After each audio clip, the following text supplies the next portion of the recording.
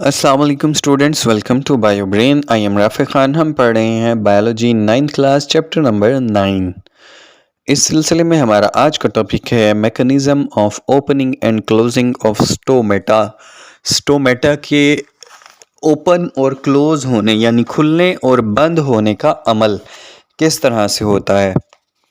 Stomata open and close because of change in turgor pressure of guard cells. Stomata के अंदर होते हैं guard cells. Guards same like guard, जैसे कि आपने अपने डोर पे गार्ड रखा हुआ होता है जो कि चेक करके चीज़ों को अंदर आने लगता है, सेम है स्टोमेटा के अंदर दो गार्ड सेल्स होते हैं। और दो गार्ड सेल्स ऐसे समझे ये सॉसेजेस शेप होते हैं। लाइक आपने देखा है बर्गर में सॉसेजेस अक्सर डलती हैं, सेम उस शेप के होते हैं जब ये टर्जिड नहीं होते। और जब ये टर्जिड होते हैं, टर्जिड मीनिंग में वाटर कंसंट्रेशन ज़्यादा होती है। अब होता क्या है, during day time guard cell intake करते हैं पोटाशियम आयन की।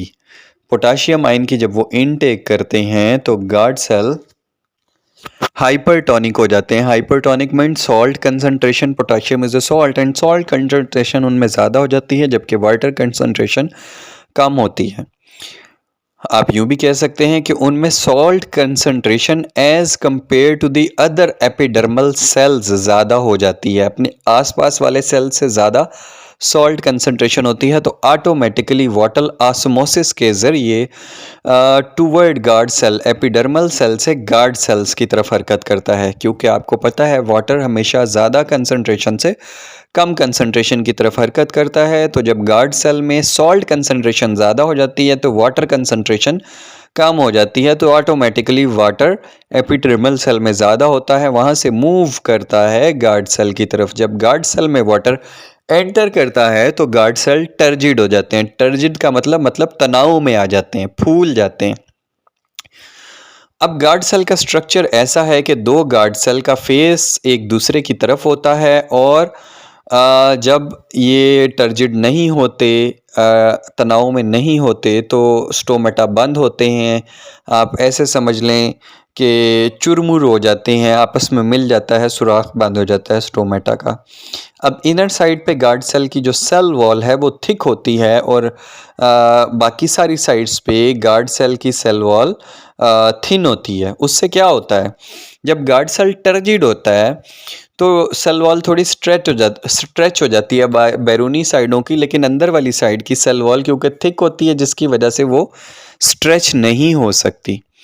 और गार्ड सेल जो है वो बीन शेप हो जाते हैं। बीन मतलब लोबिये की शक्ल का हो जाता है या फिर बनाना की शक्ल का कर लें।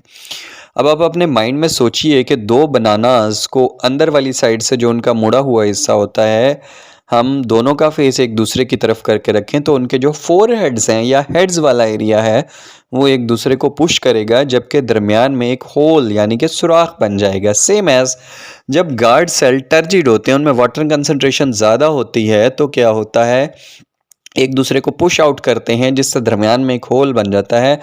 इट्स मीन स्टोमेटा ओपन हो गए, ओपनिंग ऑफ स्टोमेटा। और फिर एपिडर्मल सेल्स के अंदर वाहिद ये गार्ड सेल हैं जिनके अंदर क्लोरोफिल होता है, क्लोरोप्लास्ट होता है और इसके अंदर फोटोसेंसिस भी हो रही होती है। फोटोसेंसिस होती है तो इसमें ग्लूकोज बनता है और ग्लूकोज स्टे करता है गार्ड सेल के अंदर। इस तरह वाटर को भी स्टे करना पड़ता है गार्ड सेल के अंदर due to concentration gradient. Automatically water high concentration of glucose की वजह से गार्ड सेल में as compare to other epidermal cell ज़्यादा रहता है और गार्ड सेल ओपन रहते हैं। और जब शाम का टाइम होता है, डार्कनेस होती है तो गार्ड सेल बंद हो जाते हैं। वो कैसे बंद हो जाते हैं, पोटाशियम आयन लूज कर जाता है और same as photosynthesis guard cell में भी रुक जाती है जिससे ग्लूकोज की कंसंट्रेशन कम करती है। और कम होने की वजह से वाटर ऑस्मोसिस के ज़रिए मूव आउट करता है गार्ड सेल से एपिडर्मल सेल की तरफ। और जब पानी बाहर की जानिब निकलता है तो गार्ड सेल्स की टर्जिडिटी यानी कि तनाव की कैफियत ख़त्म हो जाती है और वो मुरझा कर दरमियान से जो होल था वो आपस में मिल जाता है और इसको बोलते हैं क्लोजिंग ऑफ स्टोमेटा। अब स्टोमेटा के ज़रिए ही आपको पता है पानी की ट्रांसपायरेशन होती है, पानी लॉस होता है स्टोमेटा के ज़रिए। बट यही पानी की जो लूज़ हो रहा है स्टोमेटा के ज़रिए, ये एक पुल पैदा कर रहा है, खिंचाव की क़ुव्वत पैदा कर रहा है जाइलम में, जिसको ट्रांसपायरेशन पुल कहते हैं। और ये खिंचाव की क़ुव्वत ऊपर की जानिब खींचती है वाटर के मॉलिक्यूल को, जिनके साथ साथ वाटर के मॉलिक्यूल की मूवमेंट के साथ साथ सॉल्ट्स भी जड़ों से पत्तों तक आ जाते हैं, जहाँ पर उनकी ज़रूरत होती है फोटोसिंथेसिस के लिए। ये ऐसे ही है, अगर बहुत सारे बच्चे हाथ पकड़ के खड़े हो जाएं और एक चेन बना लें, और अगर आप उस चेन के किनारे वाले बच्चे को पकड़ के खींचें, तो आपका जो खिंचाव की क़ुव्वत है, वो प्रेशर जो है वो आखिरी बच्चे तक कन्वर्ट होगा और वो भी एक कदम आगे आ जाएगा।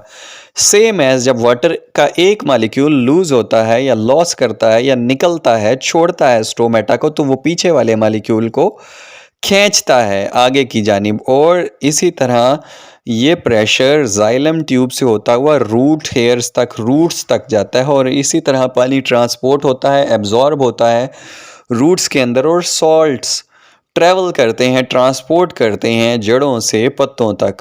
तो ये था हमारा आज का टॉपिक। उम्मीद है आपको बहुत अच्छे से समझ आया होगा। मैं कोशिश करता हूँ रट्टा सिस्टम को ख़त्म करके एग्जाम्पल्स दे के बच्चों को समझाने की कोशिश करूँ। अगर आपको कोई भी क्वेश्चन हो तो आप मुझसे कमेंट में पूछ सकते हैं। इंशाल्लाह आपसे मुलाकात होगी कल एक नए लेक्चर के साथ। अपना बहुत सारा ख्याल रखिएगा। अल्लाह हाफिज़।